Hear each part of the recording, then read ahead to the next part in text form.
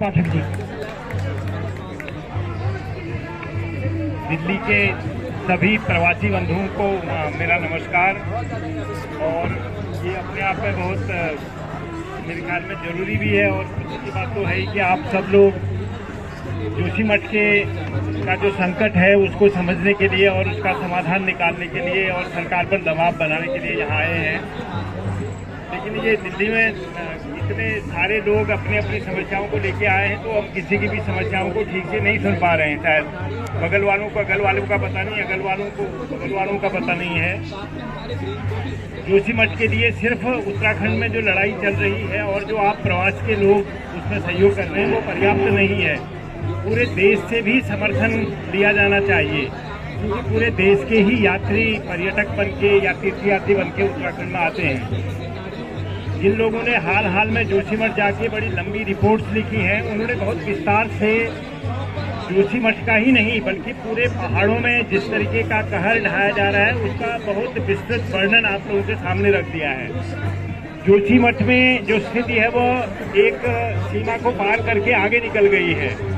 अब उसमें सबसे बड़ा समाधान जो है वो सरकार के हिस्से है, क्योंकि कोई भी चीज़ स्पष्ट नहीं है। जो मकान गिर रहे हैं, जो पूरे धंसने के जो कारण हैं, हाइड्रो प्रोजेक्ट हों, सड़क हो, विंटर स्पोर्ट्स के कार्यक्रम हो, बड़ा निर्माण कार्य हो, टनलिंग हो, ये सब कारण मिल करके ये अपना जोशीमठ को और ज़्यादा धंसने के लिए और नीचे गिरने के लिए विवश कर रहे हैं। उस प्रक्रिया को रोकना बड़ा मुश्किल है। लेकिन जिन कारणों से जोशीमठ तबाह हुआ, उससे पहले श्रीनगर तबाह हुआ, केदारनाथ तबाह हुआ, बहुत सारी घाटियां 2013 में 2021 में तबाह हुई, उस सबको एक बड़े क्रम में समझने की जरूरत है और उसके लिए सरकार से एक बड़ा डिमांड करने की जरूरत है। अभी सबसे अच्छी बात यह है कि जोशीमठ के लोगों ने शुरू से ही, आज से नहीं 10 साल 12 साल पहले से बहुत ही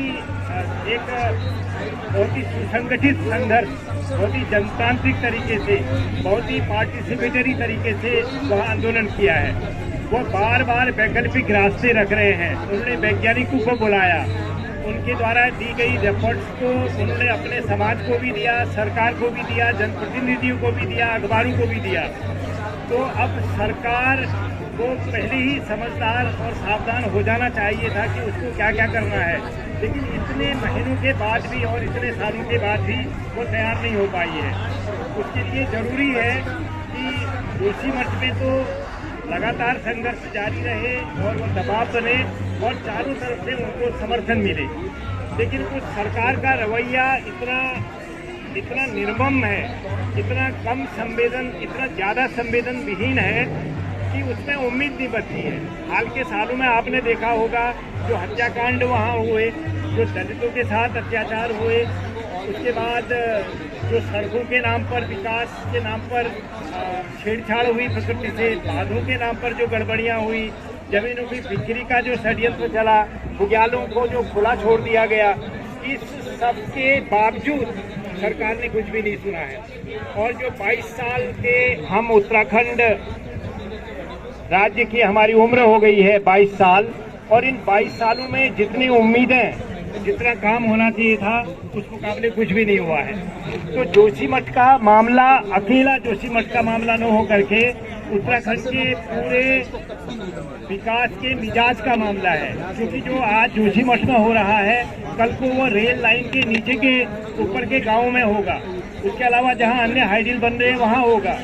इसलिए जोशीमठ के संकटग्रस्त लोगों को ठीक से बसाने के अलावा जो हमारी बड़ी मांग है वो ये है कि उत्तराखंड के लिए और हिमालय के लिए सबसे उपयुक्त विकास का मॉडल क्या है उसको समझा जाए, उसमें हिस्सेदारी करके उसका निर्णय किया जाए और उससे बाहर न जाया जाए, ताकि हमको इस विकास की कीमत अपनी मौत के साथ, अपने गांव और अपने शहर के उजड़ने के साथ न चुकानी पड़े।